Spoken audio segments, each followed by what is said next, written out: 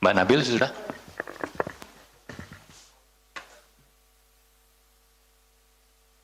Oke.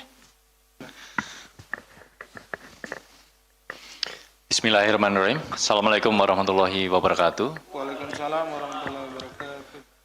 Selamat siang menjelang sore. Salam sejahtera bagi kita semuanya. Om Swastiastu, Namo Buddhaya, salam kebajikan. Yang terhormat Deputi Bidang Penindakan dan Eksekusi Bapak Asep Guntur Rahayu, yang kami hormati kawan-kawan jurnalis yang terus mendukung ikhtiar pemberantasan korupsi melalui penyebaran informasi dan edukasi bagi masyarakat. Tidak hanya soal penindakan ataupun penanganan perkara, tapi juga upaya-upaya pendidikan, pencegahan, dan juga koordinasi dan supervisi. Pada kesempatan yang berbahagia ini, kami akan menyampaikan secara lengkap melalui konferensi pers berkaitan dengan peristiwa tertangkap tangan yang terjadi di wilayah Kabupaten Pekalongan, Jawa Tengah. Baik, untuk selanjutnya kami mempersilahkan kepada Pak Deputi untuk menyampaikan secara lengkap bagaimana konstruksi perkara, kronologi, dan juga pihak-pihak yang kemudian ditetapkan sebagai tersangka dalam kegiatan penyelidikan tertutup ini. Kami persilakan kepada Bapak Asep Guntur. Terima kasih Mas Subir. Bismillahirrahmanirrahim. Assalamualaikum warahmatullahi wabarakatuh. Waalaikumsalam. Selamat sore dan salam sejahtera bagi kita sekalian. Yang saya hormati Mas Subir, yang saya hormati, saya cintai dan saya banggakan rekan-rekan jurnalis yang tidak pernah berhenti untuk membersamai kami dalam rangka penegakan hukum tindak pidana korupsi. Pada kesempatan sore hari ini, seperti tadi disampaikan Mas Zubir, izinkan kami menyampaikan pointers terkait dengan peristiwa tertangkap tangan terduga pelaku tindak pidana korupsi terkait dengan pengadaan barang dan jasa dan pengadaan lainnya di Kabupaten Pekalongan tahun 2023 sampai dengan tahun 2026. Pada hari ini Rabu, tanggal 4 Maret tahun 2026, KPK akan menyampaikan informasi lengkap terkait kegiatan yang diawali dengan penyelidikan tertutup, yang dilanjutkan dengan proses tertangkap tangan, dan menemukan bukti permulaan yang cukup atas peristiwa dugaan perbuatan melawan hukum para terduga pelaku tindak pidana korupsi terkait dengan pengadaan jasa, outsourcing, dan pengadaan lainnya di lingkungan pemerintah kabupaten atau PMK Pekalongan tahun anggaran 2023-2026. Adapun konstruksinya sebagai berikut, bahwa 1 tahun setelah saudari FAR dilantik sebagai Bupati Pekalongan untuk periode 2021-2025, jadi berarti 1 tahunnya itu tahun 2022 ya. Dan kemudian yang bersangkutan terpilih untuk periode kedua tahun 2025-2030, saudara ASH yang merupakan suami Bupati sekaligus anggota DPRD Pekalongan periode 2024-2029 bersama dengan saudara MSA yang merupakan anak Bupati diketahui mendirikan perusahaan bernama PT RNB. Jadi 1 tahun setelah saudari FAR ini menjabat sebagai Bupati Pekalongan periode pertama, yaitu berarti di tahun 2022. Nah, ini suami dan anaknya kemudian mendirikan perusahaan bernama PT RNB. PT RNB merupakan perusahaan yang bergerak di bidang penyediaan jasa yang turut aktif menjadi vendor dalam pengadaan barang dan jasa PBJ di lingkungan pemerintah Kabupaten Pekalongan. Nah, di sini rekan-rekan mulai terjadi adanya konflik ya, mulai ini. Kalau membentuk perusahaan saja itu belum jadi permasalahan, tetapi ketika ada pejabat yang di situ punya perusahaan atau yang berafiliasi, ada keluarganya, kemudian ikut atau turut aktif menjadi vendor dan pengadaan barang dan jasa di tempatnya bekerja. Ini yang menjadi titik awal permasalahannya ya. Adapun pada struktur organisasi perusahaan, ASH merupakan komisaris PT RNB, sementara MSA merupakan direktur periode 2022-2024. Kemudian pada tahun 2024, FAR mengganti posisi direktur PT RNB dari semula MSA menjadi Saudari Rul, yang merupakan pegawai sekaligus orang kepercayaan Bupati. Jadi MSA ini diganti, ya, diganti oleh orang kepercayaan dari Bupati. Nah, orang yang tidak tahu, ya, tidak mengerti, itu kan, menganggap bahwa perusahaan ini kemudian yang nggak ada hubungannya gitu dengan Bupati karena tidak kelihatan hubungan secara kekeluargaannya. Karena ini adalah hanya orang kepercayaan.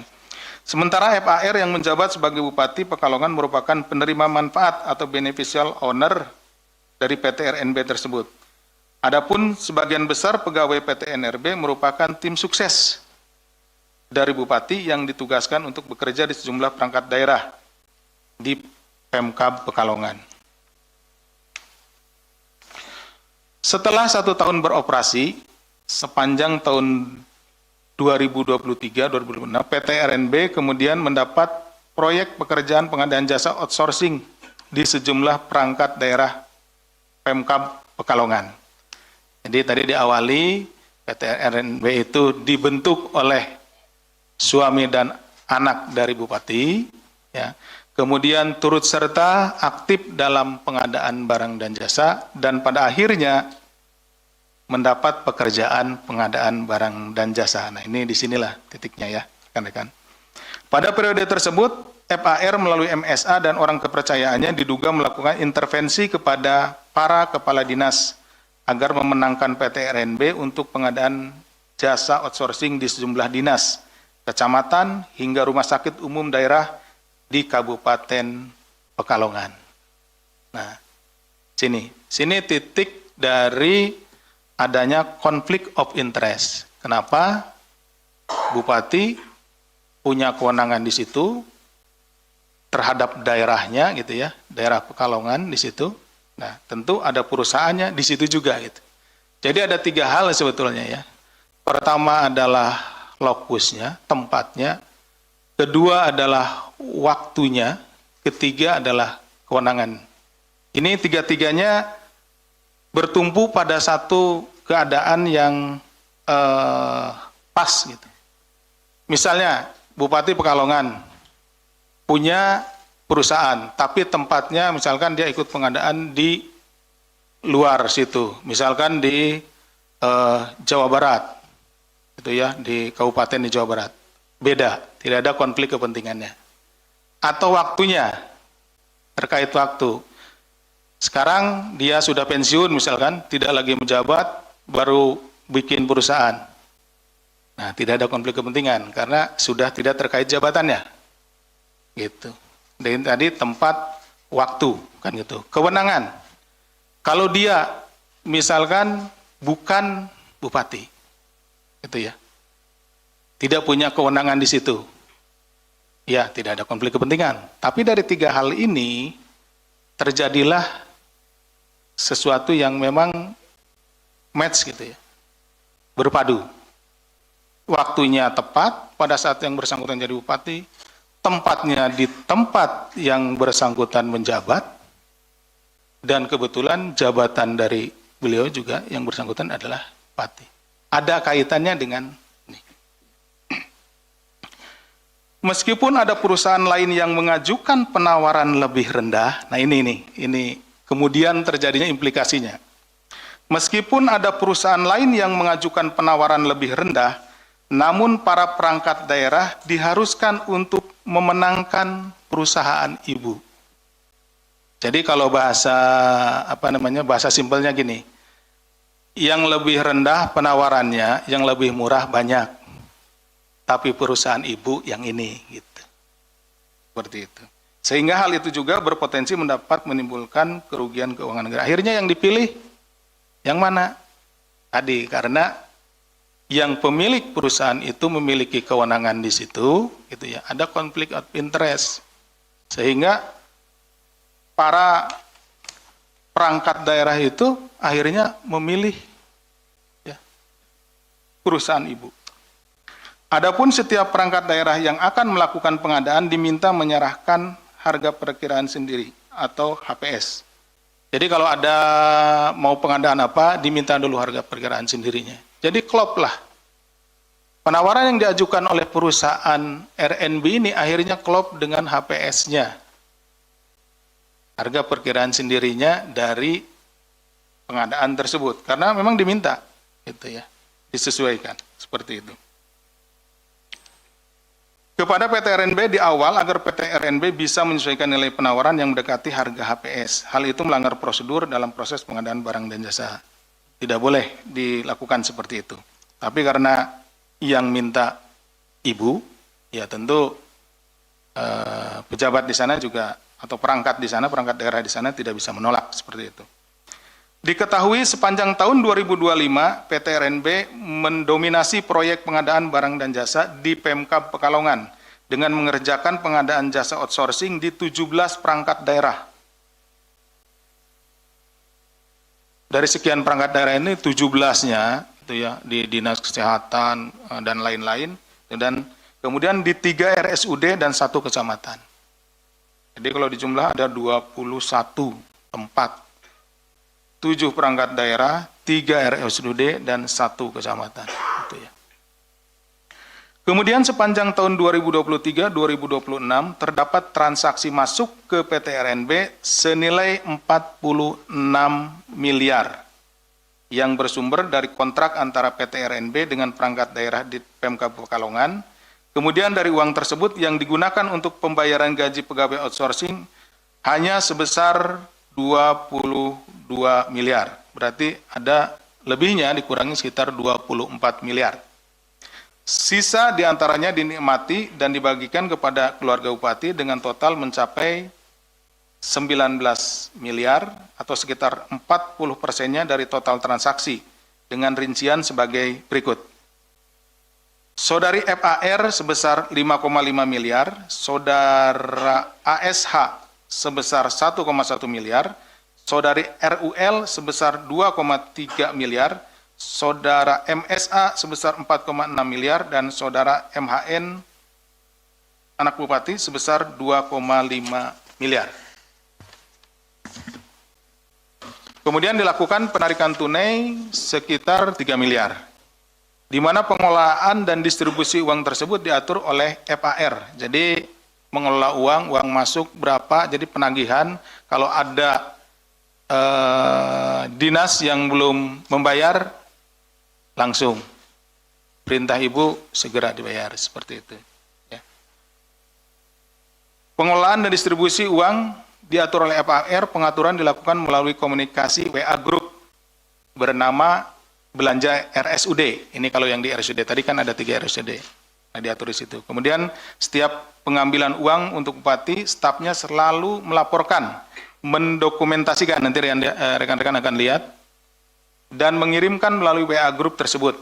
Penyidik juga masih akan terus menelusuri apakah perusahaan ini juga digunakan untuk melakukan modus yang sama atau modus-modus dalam penerimaan lainnya. Terhadap peristiwa tertangkap tangan pada tanggal 2-3 Maret 2026, KPK selanjutnya mengamankan 14 orang di sejumlah lokasi dengan rincian 10 orang yang diamankan pada hari Senin tanggal 2 Maret 2026 di wilayah Pekalongan dan dibawa ke Jakarta, yaitu saudari RUL, Direktur PT RNB 2024 sampai dengan sekarang, saudara ANG selaku staf bupati, saudara BER selaku staf bupati, saudara DEW selaku staf bupati, saudara MYA selaku sekretaris daerah Kabupaten Pekalongan, saudara RYN pelaksana tugas Direktur RSUD KSSI Pekalongan, saudara HRM selaku Kepala Bagian Umum Setda Kabupaten Pekalongan, saudara BRM selaku Camat Karanganyar, Saudara MDR selaku Kepala Dinas Pekerjaan Umum Kabupaten Pekalongan dan Saudara AUL selaku Ajudan Bupati 10 orang.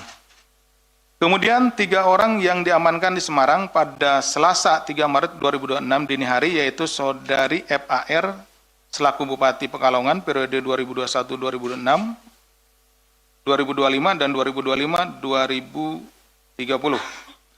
Saudari HNI selaku Kabag di Pemkab Pekalongan, yaitu orang kepercayaannya Bupati. Kemudian satu lagi, Saudari FIA selaku Ajudan Bupati. Ketiga orang tersebut selanjutnya dibawa ke Jakarta untuk dilakukan pemeriksaan. Kemudian 1 orang lainnya datang ke kantor KPK setelah dihubungi oleh tim KPK, ya Saudara MSA, selaku Direktur PT RNB, sekaligus anak dari Bupati. Ya. Dalam pemeriksaan intensif yang dilakukan, FAR menerangkan bahwa dirinya berlatar belakang sebagai musisi, ya bukan seorang birokrat. Ini yang disampaikan oleh Saudari FAR. Serta dengan demikian, Saudara FAR tidak memahami hukum dan tata kelola pemerintahan daerah. FAR mengaku urusan teknis birokrasi diserahkan kepada sekretaris daerah, sementara dirinya lebih banyak menjalankan fungsi seremonial di lingkungan Kabupaten Pekalongan. Itu yang disampaikan oleh Saudari FAR pada saat memberikan keterangan. Hal ini tentunya bertentangan dengan asas presumptio aures de iure, teori fiksi hukum. Terlebih FAR adalah seorang bupati atau penyelenggara negara selama 2 periode, serta 1 kali menjabat sebagai wakil bupati periode 2011-2016. Sehingga sudah semestinya FAR memahami pelaksanaan prinsip-prinsip good governance pada pemerintah daerah. Sementara ini untuk sekretaris daerah dan sejumlah pihak lainnya menerangkan bahwa telah berulang kali, ya. Jadi Pak Sekda dalam keterangannya kepada penyidik menyampaikan bahwa yang bersangkutan beserta ya beberapa pihak lainnya telah berulang kali mengingatkan Bupati mengenai potensi adanya konflik kepentingan ketika Bupati membuat atau mendirikan perusahaan PT RNB. Dan kemudian ikut dalam pengadaan di Kabupaten Pekalongan.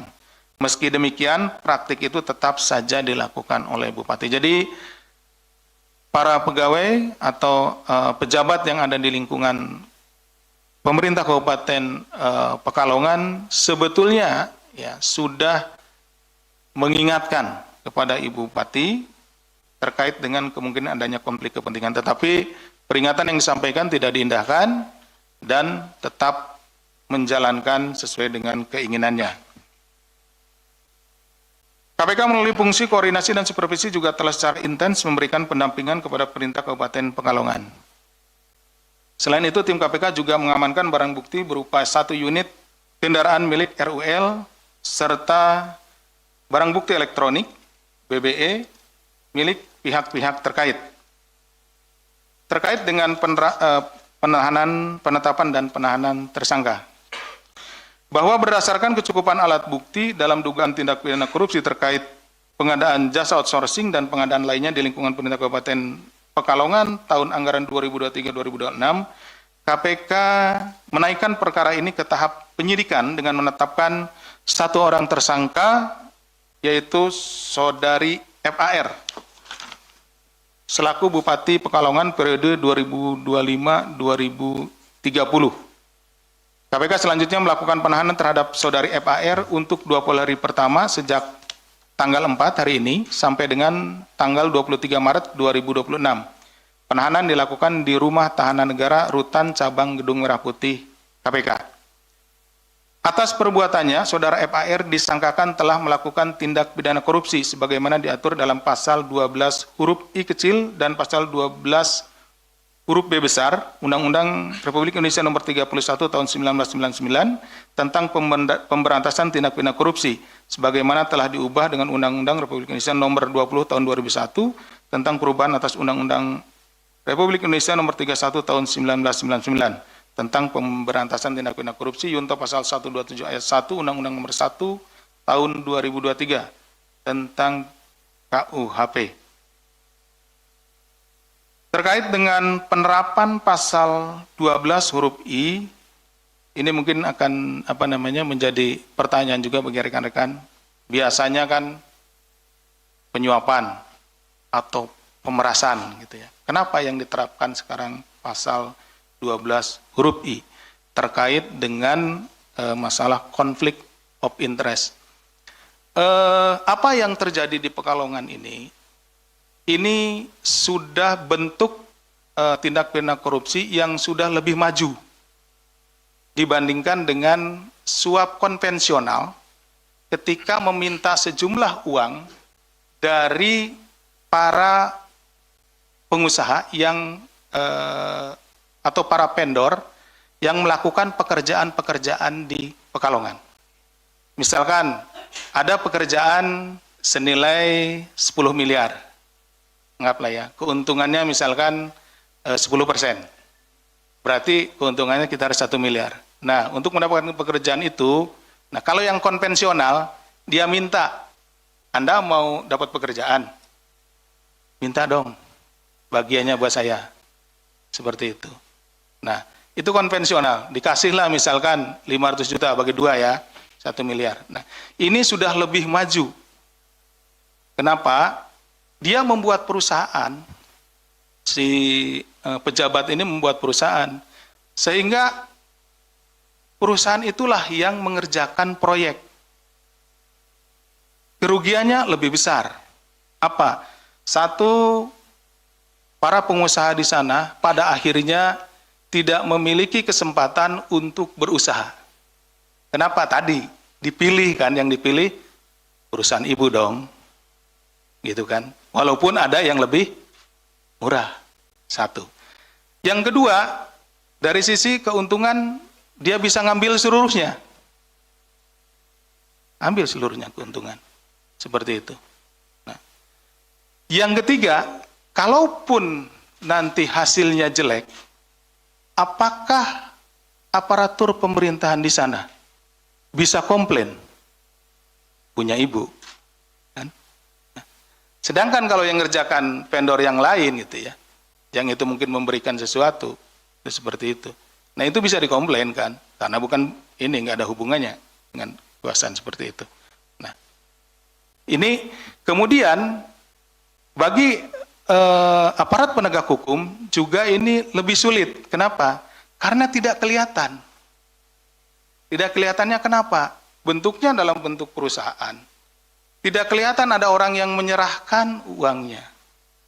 Tidak kelihatan ada pihak yang datang untuk bargaining gitu ya. Ini sudah masuk ke dalam sistem. Udah tahu sama tahu. Ini kan sistemnya kan e-procurement. Misalkan pengadaan tadi outsourcing, tinggal milih perusahaan mana, diklik, tinggal klik perusahaan ibu, kan seperti itu. Ini sudah lebih sulit. Makanya itu kenapa kami harus menghadirkan hampir puluhan orang ke sini, karena ini sudah masuk ke sistem, sudah sulit kalau tidak digali secara maksimal. Kami sangat beruntung pada kali ini kita bisa membedahnya. Kemudian kerugiannya pun sangat besar, rekan-rekan. Tadi rekan-rekan bisa perhatikan bahwa dari kurun 2023 sampai 2026 awal ya, itu sekitar 46 miliar.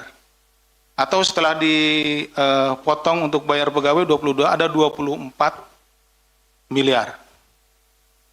24 miliar rekan-rekan, itu kalau dibuatkan rumah layak huni untuk masyarakat di Pekalongan dengan indeks per rumah 50 juta rupiah, itu bisa sekitar 400-an rumah.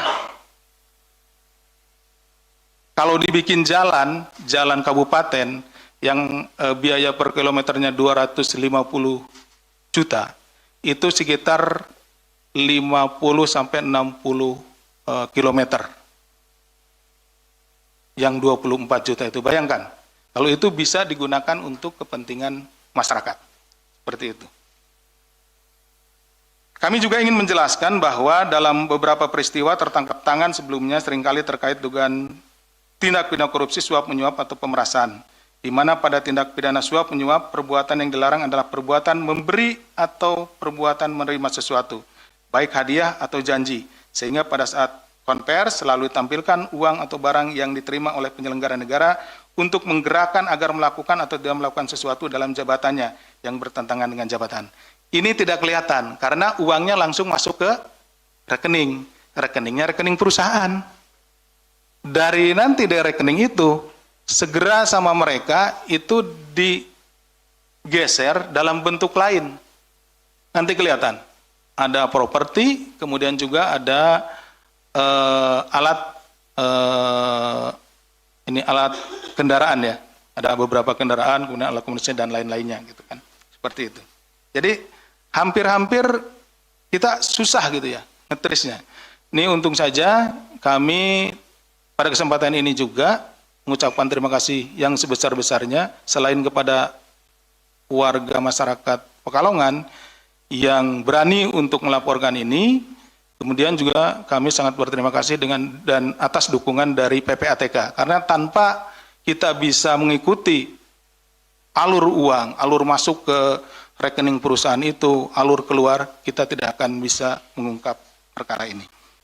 Sementara dalam peristiwa tertangkap kali ini, Bupati Pekalongan diduga telah melakukan tindak pidana korupsi sebagaimana diatur dalam pasal 12 huruf I Undang-Undang Tipikor, sehingga penanganannya mengacu pada alat bukti yang ditemukan pada saat kegiatan tertangkap tangan, yaitu pada saat tim penyelidik menemukan peristiwa pidana, sesaat kemudian ditemukan benda-benda yang menjadi alat bukti dalam peristiwa pidana ini.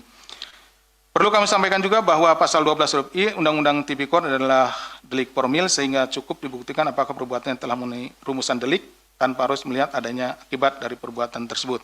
Sementara pasal 12 huruf I Undang-Undang Tipikor ini diterapkan pada pegawai negeri atau penyelenggara negara yang dengan sengaja turut serta baik secara langsung atau tidak langsung dalam pemborongan, pengadaan atau persewaan yang ditugaskan untuk diurus atau diawasi. Jadi di sini Bupati seharusnya mengawasi setiap pembangunan yang dilakukan oleh vendor-vendor yang melakukan pekerjaan di wilayah hukumnya ya. Dalam hal ini di Kabupaten Pekalongan. Kalau ada yang kurang volume ya dicek supaya sesuai volumenya gitu ya. Kalau ada yang kurang bagus tidak sesuai dicek. Tapi ini justru dia turut serta tadi. Dengan perusahaan yang dibuatnya, dia ikut menjadi pelaksana.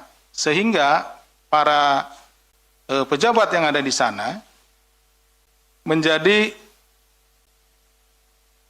kebingungan. Karena ya tadi harus memilih perusahaan ibu, itu seperti itu. Pasal 12 huruf I Undang-Undang Tipikor ini memberikan gambaran yang mencakup situasi terjadinya benturan kepentingan dan penyalahgunaan wewenang. Tadi sudah kami sampaikan bahwa ada kejadiannya pas waktunya pada saat yang bersangkutan menjabat, punya kewenangan ya dari sisi tempusnya, dan tempatnya juga tempat di mana yang bersangkutan itu memiliki kewenangan di situ. Serta bertujuan untuk mencegah terjadinya konflik of interest, benturan kepentingan, di mana pejabat menggunakan jabatannya untuk mendapatkan keuntungan pribadi yang menyebabkan ketidakadilan dan terjadinya korupsi dalam pengadaan barang dan jasa pemerintah. Selanjutnya apabila dikaitkan dengan pasal 12 huruf I Undang-Undang Tipikor dengan kegiatan tertangkap tangan ini yang mengacu pada ketentuan pasal 1 angka 40 huruf D Undang-Undang nomor 20 tahun 2025 tentang KUHP ya, yang baru, yang menyebutkan tertangkap tangan adalah tertangkapnya seorang pada waktu sesaat kemudian padanya ditemukan benda yang diduga keras telah dipergunakan untuk melakukan tindak pidana yang menunjukkan bahwa dirinya adalah pelakunya atau turut serta melakukan. Bahwa benda-benda yang dimaksud di sini sebagaimana diatur dalam pasal 126 KUHP, ya Undang-Undang nomor 20 tahun 2025, yaitu benda yang telah dipergunakan untuk melakukan tindak pidana korupsi, ada laptop, HP, dan lain-lain. Benda yang patut diduga telah digunakan untuk melakukan tindak pidana korupsi, dan benda lain yang dapat dipakai sebagai barang bukti. Berdasarkan ketentuan pasal 126 KUHP tersebut, jika dikaitkan dengan kegiatan tertangkap tangan terhadap Bupati Pekalongan ini, maka penyelidik telah menemukan benda-benda yang diduga keras telah dipergunakan oleh pelaku atau dalam hal ini Bupati Pekalongan untuk melakukan tindak pidana korupsi. Adapun benda-benda sebagaimana dimaksud pada pasal 126 adalah berupa BBE, yaitu handphone yang di dalamnya terdapat percakapan WhatsApp mengenai pengelolaan dan permintaan uang yang dilakukan oleh Bupati Pekalongan atas dana yang ada di PT RNB. Laptop yang memuat dokumen terkait laporan keuangan dan pembukuan PT RNB, dokumen-dokumen yang terkait dengan kegiatan pekerjaan outsourcing di dinas-dinas Kabupaten Pekalongan yang dilakukan oleh PT RNB. Bahwa benda-benda yang ditemukan pada saat kegiatan tertangkap tangan tersebut merupakan alat bukti yang dimaksud dalam pasal 235 KUHP yang dikualifikasikan sebagai barang bukti. Berdasarkan fakta-fakta yang telah ditemukan, selanjutnya tim penyelidik melakukan kegiatan tertangkap tangan terhadap Bupati Pekalongan. Hal ini dilakukan untuk mencegah pelaku melarikan diri, menghilangkan barang bukti, dan dalam rangka mempercepat proses hukum dalam penanganan dugaan tindak pidana korupsi dimaksud. Karena pada kenyataannya saudara FAR ini pada saat itu berada di Semarang. Ya, kami juga tim ya yang dari Pekalongan itu harus segera ke Semarang untuk pada saat itu untuk menemukan yang bersangkutan karena kita takut yang bersangkutan akan melarikan diri. Berdasarkan uraian tersebut di atas, maka kegiatan tertangkap tangan Bupati Pekalongan telah sesuai dengan ketentuan yang berlaku. Dalam kesempatan ini KPK sekaligus menyampaikan apresiasi kepada seluruh masyarakat Indonesia khususnya di wilayah Pekalongan yang mendukung penanganan perkara ini serta Polres Kota Pekalongan dan Polrestabes Semarang dan juga pihak-pihak lain. Dalam hal ini tadi telah saya sampaikan PPATK, kemudian juga perbankan yang telah membantu kami bagaimana mencari dan menemukan aliran dana yang masuk maupun yang keluar yang dinikmati oleh saudara FAR beserta keluarganya terkait yang kami duga berasal dari hasil tindak pidana korupsi. Untuk melakukan pemeriksaan awal kepada sejumlah pihak dalam rangka peristiwa tertangkap tangan ini. Demikian yang bisa kami sampaikan. Terima kasih. Assalamualaikum warahmatullahi wabarakatuh. Saya kembalikan kepada Mas Budi. Baik, terima kasih Pak Deputi yang telah menjelaskan secara lengkap bagaimana konstruksi perkaranya, kronologi peristiwa tertangkap tangan, dan juga pihak yang ditetapkan sebagai tersangka berdasarkan kecukupan alat bukti yang bermula dari proses penyelidikan tertutup dan ditemukan bukti permulaan yang cukup, maka kemudian KPK menaikkan perkara ini ke tahap penyidikan dan menetapkan saudari FAR selaku Bupati Pekalongan sebagai tersangka, yang kemudian KPK melakukan penahanan untuk 20 hari ke depan. Baik teman-teman media, tadi Bapak Deputi juga menyampaikan terkait dengan barang bukti yang diamankan dalam perkara ini, yaitu ada BBE, dokumen, dan juga laporan keuangan. Nah, ini kita akan menampilkan barang bukti dan juga barang-barang lain yang diamankan dalam perkara ini. Yang pertama, ini dari barang bukti elektronik, yaitu percakapan WhatsApp di grup yang dibuat oleh Bupati bersama para stafnya. Tadi disampaikan bahwa uang-uang yang dikelola oleh PT RNB ini, ya, pendistribusian, pengelolaannya semuanya diatur oleh Bupati, termasuk juga saat melakukan penarikan tunai. Nah, di mana pada saat melakukan penarikan tunai ini, staf selalu melaporkan dan juga mendokumentasikan. Ya, jadi ini dokumentasi yang dilakukan oleh staf itu sendiri ketika melakukan penarikan uang, di mana uang-uang dalam bentuk tunai ini selanjutnya diberikan kepada Bupati. Tentunya selain uang tunai dari penarikan pengelolaan uang di PT RNB ini juga tadi sudah dijelaskan oleh Pak Deputi, ada beberapa yang kemudian didistribusikan, dibagi-bagi kepada para pihak, termasuk pihak-pihak keluarga dari Bupati. Ini ada beberapa dokumentasi ya. Berikutnya, karena memang Dari 2025 sampai dengan 2026 itu aktif melakukan penarikan, ya, aktif memberikan uang tunai kepada Bupati.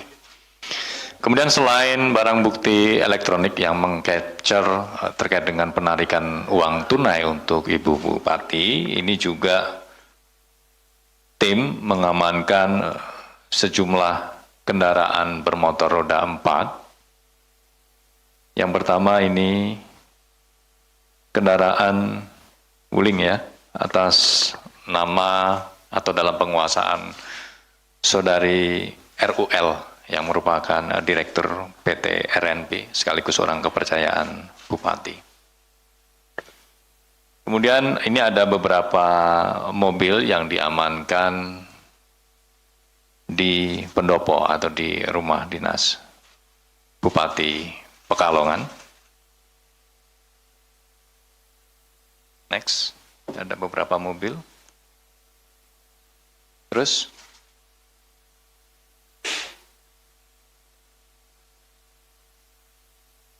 lanjut. Dan yang terakhir, ini kendaraan roda 4 yang diamankan di salah satu rumah yang berlokasi di Kota Wisata Cibubur. Tadi Pak Deputi juga sudah menyampaikan bahwa penyidik nanti masih akan terus menelusuri terkait dengan aset-aset yang diduga terkait ataupun berasal dari dugaan tindak pidana korupsi ini. Ada beberapa aset lainnya juga yang masih akan terus ditelusuri. Masih ada lagi? Habis sepertinya. Baik. Terima kasih teman-teman. Kita akan melanjutkan ke sesi tanya jawab. Kita fokuskan dulu untuk perkara ini. Tapi enggak ditunjuk. Ya. Jadi tadi Pak Deputi sudah sampaikan ya, setidaknya ada 3 alat bukti dalam perkara ini, ada 3 barang bukti dalam perkara ini, dalam bentuk dokumen pengadaan, kemudian BPE, percakapan di grup WA, dan juga laporan keuangan. Sesi pertama kita buka untuk 3 penanya, 1 Mas Rio, Mas Mario, ini selalu satu paket ya. Kemudian ada Mas Yus ya sebagai orang ketiga. Mas Rio dulu. Siang Pak Asep, Mas Budi. Siang. Beberapa pertanyaan. Yang pertama soal nasib dari suami anggota DPR Komisi 10, terus juga anaknya anggota DPRD Pekalongan itu gimana gitu. Karena kan juga sebagai penerima manfaat atau BO dari PT tersebut. Itu yang pertama. Yang kedua, ini tadi pas mau masuk mobil tahanan, Ibu Bupati ngomong ditangkap di Semarang ditangkap bersama Gubernur Jateng. Iya. Lagi bersamaan. Nah, ini minta klarifikasinya aja dari KPK. Itu maksudnya seperti apa? Karena ini membuat publik bertanya-tanya.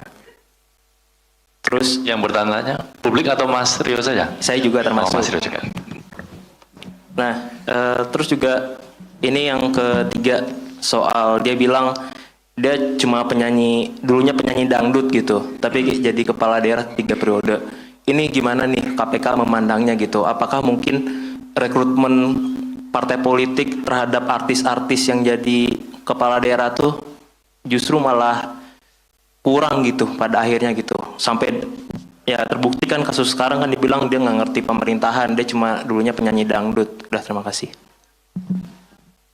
Baik, terima kasih Mas Rio. Pertanyaan kunci semua ini, ada 3 poin. Selanjutnya Mas Mario. Ya, makasih. Waktunya saya Mario dari Metro TV. Ya, saya cuma ingin melihat gambaran dari paparan konstruksi perkara. Yang disebutkan tadi paparan bagaimana pengadaan di sejumlah kepala di SKPD dan itu menggunakan outsourcing. Pertanyaan saya, kok tidak ada misalkan peran dari legislatif? Ini lucu. Kok ada pengkanalan bahwa sekian banyak proyek dengan jumlah sekian di 17 SKPD, tidak ada komunikasi dan tidak ada keterlibatan DPRD-nya. Makanya sehingga bingung kok bisa menjadi tersangka tunggal seperti Mardani Maming ini aneh. Lagi-lagi aneh. Kedua, tadi sudah dipaparkan juga ada ya pembagian-pembagian. Nah, kok nggak sekalian aja dinaikin? Nah, kemudian poin terpenting tadi disampaikan saya hanya penyanyi dangdut. Udah didalami belum bahwa dia juga atas perintah atasannya. Siapa atasannya? Suami.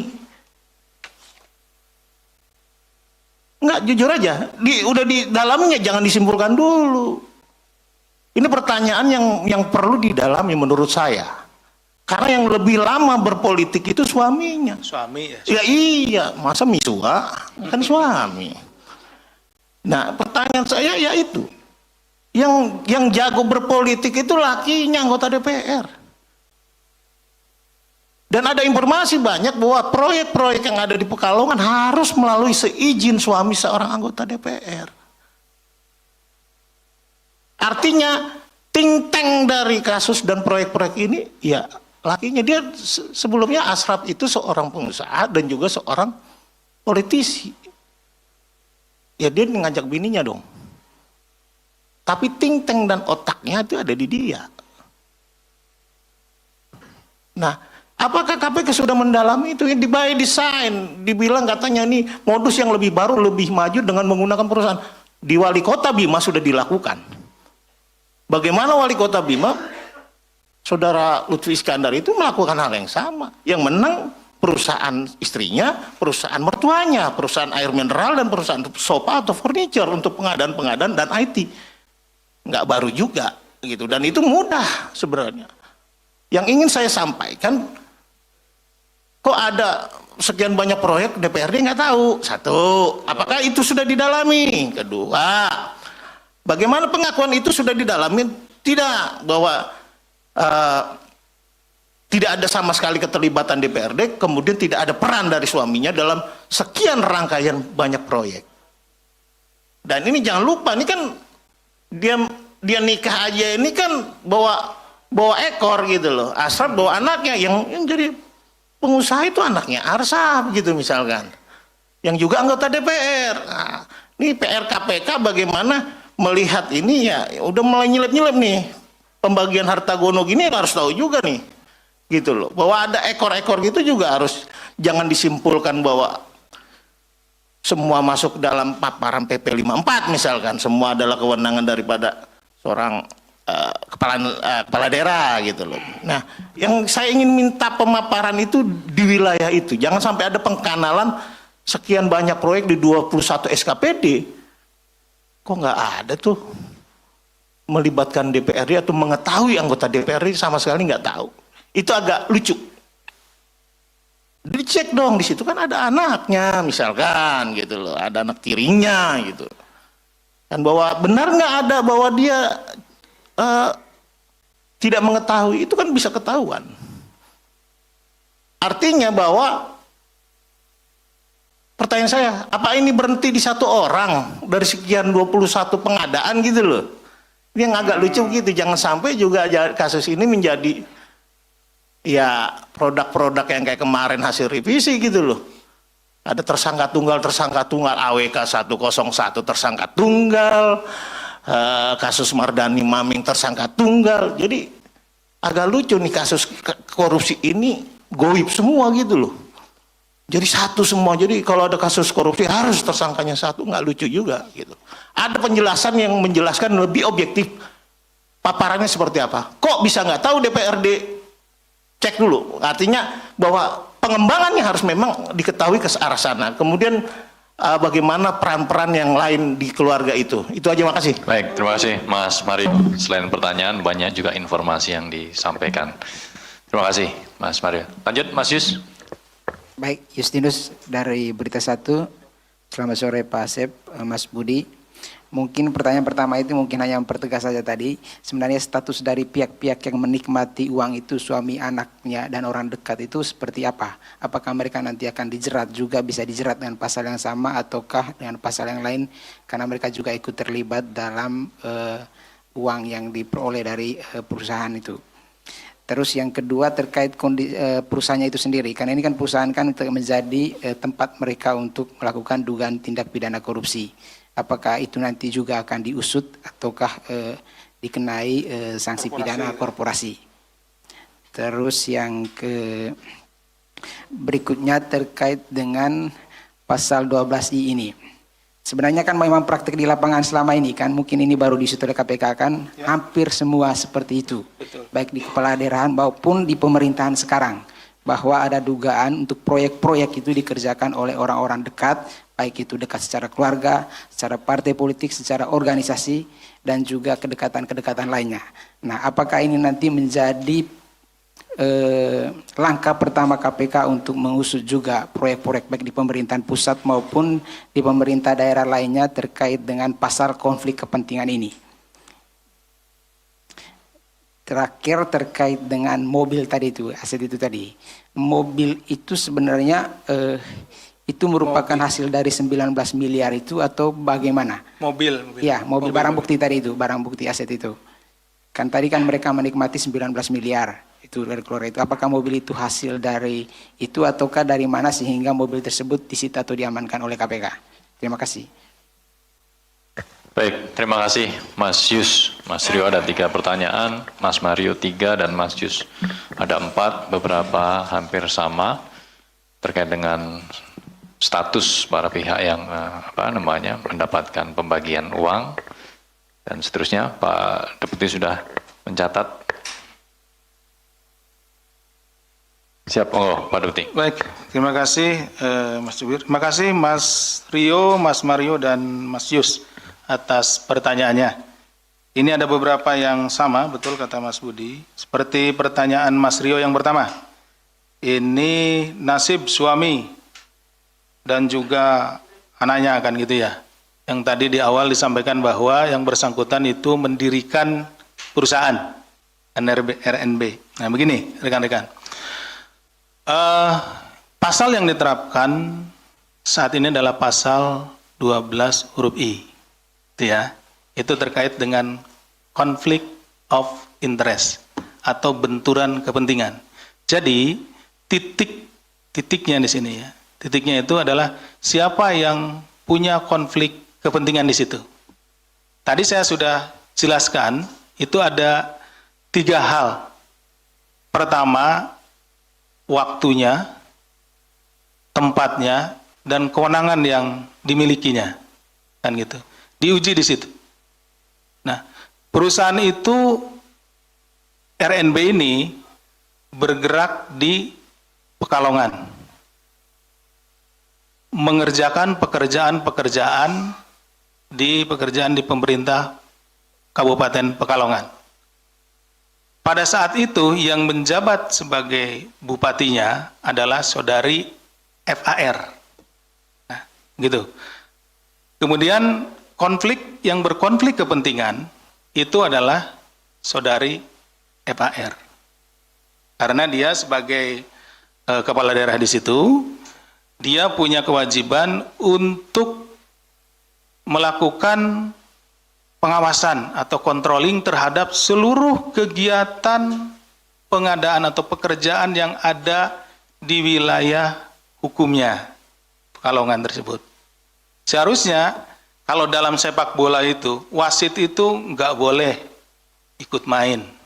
Itulah gampangnya kan seperti itu. Nah ini ikut main, jelas lah, itu kan seperti itu. Nah tadi kan ada beberapa yang mengatakan, ya mau bagaimana lagi? Ada yang lebih murah sih Pak, tapi kan ini perusahaan ibu. Nah, bilangnya ibu karena dia si para pegawai yang ada di situ secara struktural dia merupakan bagian dari pemerintahan Kabupaten Pekalongan. Gampangannya bosnya ya ibu bupati itu gitu. Bosnya punya perusahaan ya pastilah. Apalagi disuruh sama bosnya kan, pilih ini jangan sempat ini. Memang ada Mas Mario betul. Tadi suaminya ikut bikin perusahaan. Kemudian juga anaknya di beberapa keterangan disebutkan dia anggota DPR betul di situ. Ya di Kabupaten Pekalongan itu ikut juga menyampaikan. Hanya dalam konteks perkara ini, kemudian kita dalam waktu 1 kali 24 jam harus menetapkan tersangka. Tentu pasal yang dipersangkakan dan kecukupan alat buktilah yang menentukan siapa yang harus ditetapkan sebagai tersangka. Tapi bukan berarti sampai di sini. Setelah penyidikan ini nanti berjalan, ya kita lihat nih kecukupan alat bukti yang lainnya, gitu ya. Untuk orang-orang yang lainnya, person-person yang lainnya, kita juga tentu setelah nanti cukup, pasalnya mungkin bisa pasal yang berbeda, karena dia tidak punya kewenangan di situ, ya kita akan tetapkan seperti itu. Termasuk juga tadi terakhir dari Mas Yus menyatakan, bagaimana Pak perusahaannya? Nah, betul. Ketika perusahaan ini hanya digunakan sebagai sarana untuk korupsi, tentu nanti bisa ditetapkan korporasi gitu ya. Seperti itu. Dan karena tadi juga saya sampaikan bahwa uang masuk kemudian uang keluar, mereka artinya dirubah bentuk gitu ya. Sudah masuk kategori merubah, menyimpan, dan lain-lainnya. Pasti pertanyakan TPPU kan. Nah seperti itu. Nanti kita akan terus ini bergerak perkaranya. Jadi mohon sabar ya Mas Mario. Alhamdulillah banyak masukan seperti disampaikan tadi oleh Mas Jubir. Tentunya kami juga karena ini jarang-jarang gitu ya. Maksud saya sudah hal yang maju itu jarang-jarang ini digunakan. Kenapa? Karena sudah lebih maju. Jarang yang tadi Mas Yus juga sampaikan banyak di beberapa tempat gitu kan. Karena mereka semuanya mungkin merasa takut, merasa ini. Nah, dikasih dulu ininya ke Mas Mario mau nanti nyampaikan. Begitu ya Mas Mario, Mas Yus. Tenang, tapi ini baru Mas Rio ya, Mas Mario nanti. Nah, sehingga kita juga memerlukan dukungan dari teman-teman ini untuk membongkar yang jenis-jenis seperti ini itu kan tidak mudah. Ini yang Mas Rio. Kemudian tadi disampaikan ya Mas Rio ya ditangkap bersama Gubernur Jateng di Semarang itu. Selama kami ada di posko itu nggak ada informasi itu. Gitu. Ini kami sampaikan aja. Tapi saya kurang tahu kalau si ibunya apakah seperti apa gitu. Tapi di posko itu kan komunikasi langsung terus dengan kami. Yang ada di lapangan dengan yang di posko. Tidak ada informasi seperti itu. Kalau di Semarang betul. Karena pada akhirnya setelah dari Pekalongan itu tim ada yang bergerak ke Semarang. Bahkan hampir kehilangan yang bersangkutan gitu. Tapi di hampir tengah malam baru ketemu. Tengah malam itu baru ketemu dan bisa diamankan. Kemudian yang ketiga dari Mas Rio terkait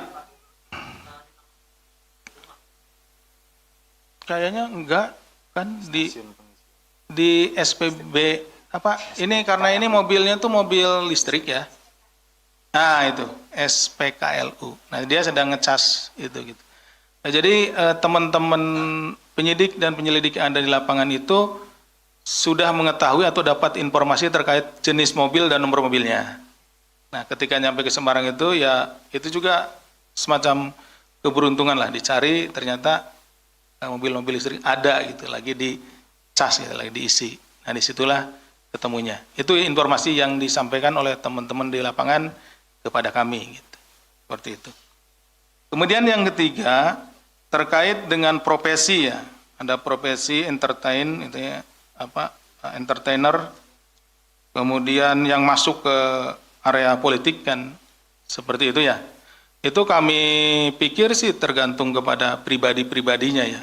Tidak bisa kita mengeneralisir bahwa seorang entertainer masuk ke ranah politik lalu di politiknya tidak akan jalan gitu. Kita bisa melihat gitu ya. Beberapa contoh entertainer juga berhasil menjadi seorang politikus yang baik gitu, yang berhasil. Nah, kalau di luar negeri bisa kita lihat Ronald Reagan itu dulu kalau tidak salah bintang film gitu. Tidak berhasil juga gitu. seperti itu. Jadi tergantung dari pribadinya masing-masing bagaimana orang itu ingin bekerja di situ, menjiwai, dan ketika menjadi pejabat publik, ya tentunya entertainernya itu menjadi sebuah modal di mana bisa mendekatkan diri dengan masyarakat. Tapi tentu harus diikuti dengan ya karena dunianya dunia baru, dunia politik, ya belajar tentang politiknya seperti itu. Dan banyak juga yang berhasil yang saat ini ada di DPR, banyak entertainer yang ada di sana. Saya pikir juga beliau-beliau sangat berhasil. Ini tergantung kepada individunya. Mas Mario, peran dari legislatif. Saudara FAR juga sebelumnya itu kalau tidak salah dari riwayatnya ya, sebelum anggota menjadi wakil bupati, kemudian jadi bupati, ini periode yang kedua ya, Mas Mario, itu juga di DPRD sana gitu ya, berkecimpung. Tentu ada kolega-koleganya yang dikenal di sana. Dan kalau yang aktif secara langsung, ya putranya gitu ya, yang tadi di Mas Mario sampaikan itu masuk di bagian dari yang menjabat di perusahaan RNB itu, gitu. Dan dia juga mendatangi, ini keterangan-keterangan yang ada ya. Kami sampaikan sedikit mungkin ya untuk menambah penjelasan. Jadi dia aktif gitu. Hanya tadi, Mas Mario, dengan penerapan pasal yang 12I, kemudian kita fokusnya kemana? Inti dari pasal itu, pemenuhan unsur pasalnya, gitu ya. Nah, terkait dengan konflik of interest dan lain-lain. Nah, yang ini tinggal setelah pengembangan ya di penanganan perkara ini, tentu penyidikan. Nanti akan lakukan penyidikan. Nanti Mas Mario tunggu. Nah, kalau sudah kecukupan alat buktinya terpenuhi, dan nanti kemungkinan besar di pasal juga akan berbeda, ya kita akan tetapkan seperti itu. Kalau kecukupan alat buktinya.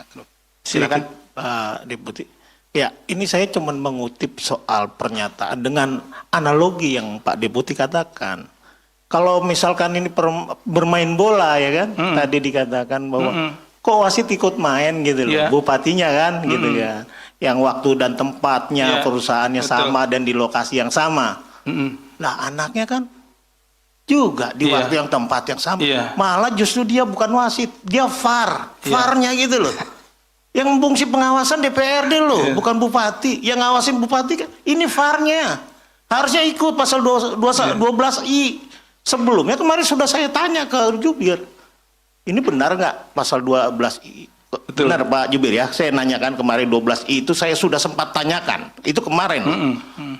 Ya karena kalau bicara konteks analogi yang Deputi sampaikan, seharusnya dia masuk 12I-nya, waktu dan tempatnya. Kalau dibilang bupati wasitnya, ini VAR-nya loh. Kok VAR-nya nggak ikut 12 huruf I, harusnya masuk. Itu aja, makasih. Iya, makasih Mas Mario atas masukannya. Saya lanjutkan, tidak perlu saya jawab ya. Ada pembagian, ini beberapa ini. Apakah ada perintah dari suaminya seperti itu?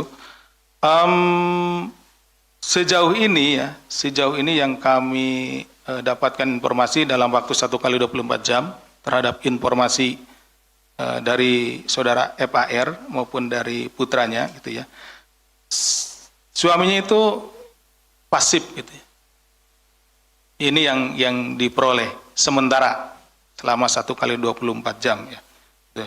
Kemudian ada informasi bahwa semua pekerjaan di sana harus izin suaminya, kan gitu ya. Ini terima kasih informasinya dari Mas Mario. Hanya saja sejauh ini saksi yang kami periksa itu mudah-mudahan lah kedepannya ada yang bisa menyampaikan seperti itu gitu ya Mas Mario. Itu karena nggak mungkin kami mencuplik keterangan selain dari keterangan saksi atau tersangka.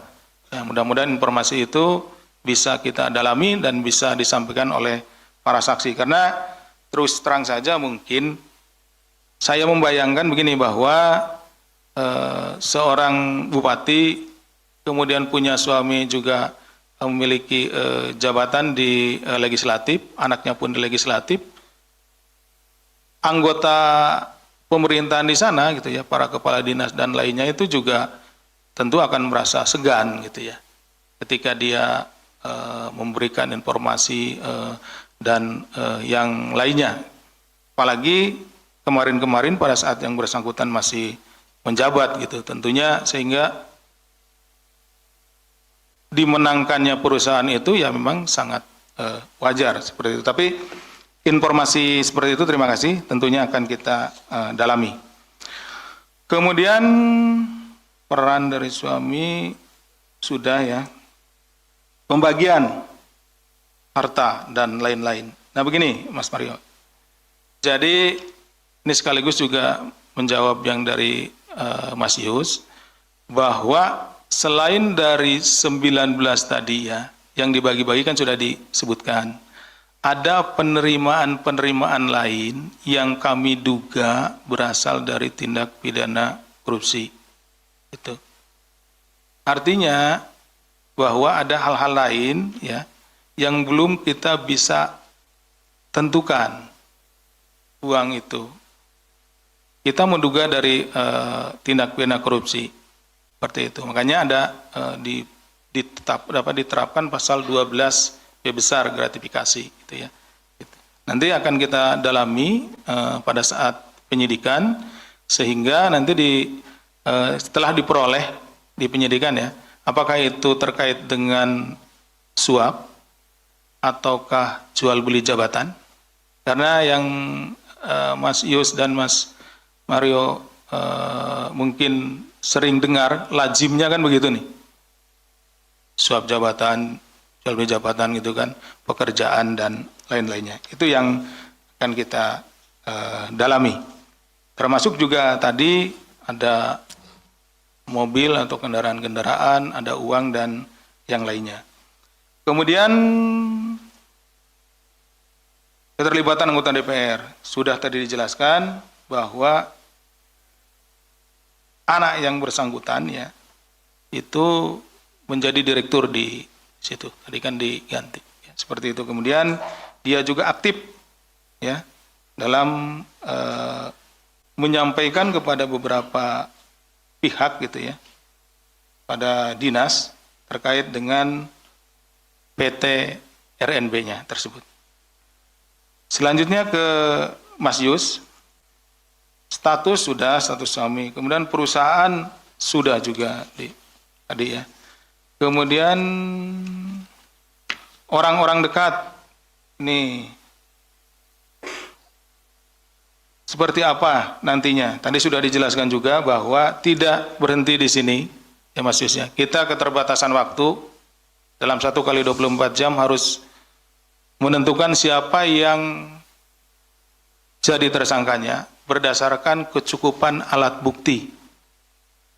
Seperti itu. Ya, bukan berarti orang dekat tadi yang disampaikan Mas Mario itu juga adalah pengawas gitu ya, yang mengawasi, tidak hanya wasit, menjaga PAR begitu seperti itu. Nah, kita lihat karena diperlukan kecukupan bukti. Karena tentunya juga kita tidak boleh kalau memang belum cukup buktinya lalu kita tetapkan. Lebih baik kita memberikan waktu kepada para penyidik untuk melengkapi keterangan dan bukti-bukti sehingga bukti-bukti itu cukup dan kita menetapkan tersangka itu berdasarkan benar-benar berdasarkan bukti permulaan yang cukup. Jadi tidak kita paksakan. Mobil-mobil berasal dari mana? Ya kami menduga bahwa mobil-mobil itu juga berasal dari hasil tindak pidana korupsi, di mana ada penerimaan-penerimaan lain selain dari yang 19 miliar tersebut. Begitu mungkin Mas Budi bisa. Baik, terima kasih Pak Deputi. Semua pertanyaan sudah dijelaskan secara lengkap dari Mas Rio, Mas Mario, dan juga Mas Yus. Kami buka kembali untuk perkara ini. Kami persilakan di sesi kedua. Atau semuanya sudah terwakili dengan pertanyaan awal tadi? Bulan puasa kayaknya ini ya. Baik, teman-teman, terima kasih untuk kegiatan konferensi pers hari ini. Demikian penyampaian dari kami terkait dengan peristiwa tertangkap tangan adanya dugaan tindak pidana korupsi yang berkaitan dengan pengadaan barang dan jasa, yaitu outsourcing di wilayah pemerintah Kabupaten Pekalongan, di mana KPK kemudian menyampaikan terkait dengan penetapan tersangka dan penahanannya untuk 20 hari ke depan terhadap tersangka saudara FAR selaku Bupati Pekalongan. Kami tutup, terima kasih Pak Deputi, terima kasih teman-teman jurnalis. Wabillahi taufik walhidayah. Wassalamualaikum warahmatullahi wabarakatuh. Waalaikumsalam warahmatullahi wabarakatuh. Selamat berbuka puasa bagi rekan-rekan yang menjalankan puasa.